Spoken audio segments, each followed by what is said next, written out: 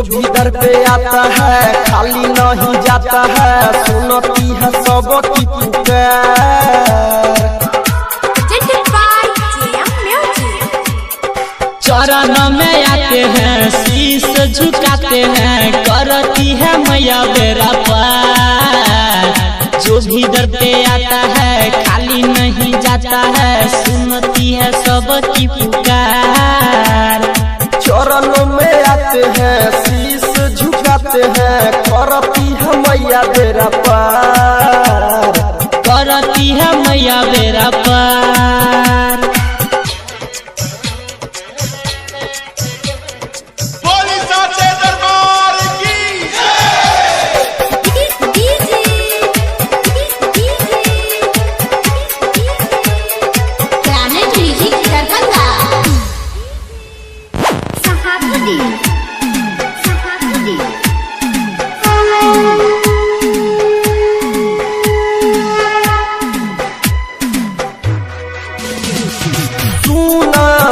शेरा वाली हाथ जोड़ के तुझसे कहतानी, बना दी हमरो सुन मैया जिंदगानी।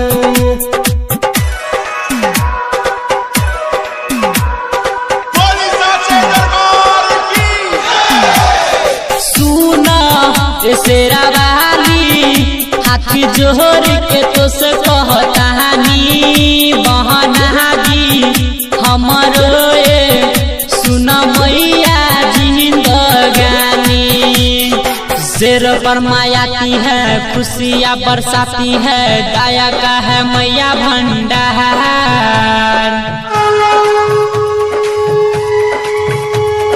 चरणों में आते हैं शीश झुकाते हैं, करती है मैया बेरा पार।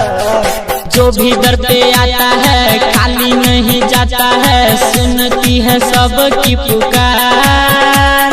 चरणों में आते हैं शीश झुकाते हैं, करती है मैया बेरा पार।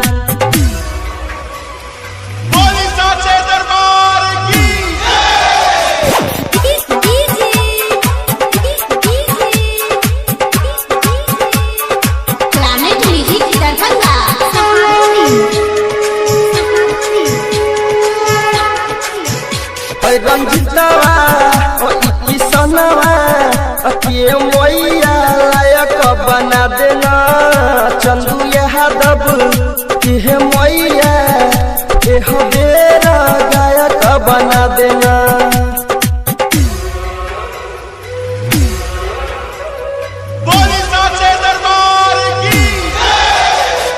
कुशवा मनीषवा के मैया लायक बना देना, रमन जी यादव के ये मैया सुन बेर गायक बना देना।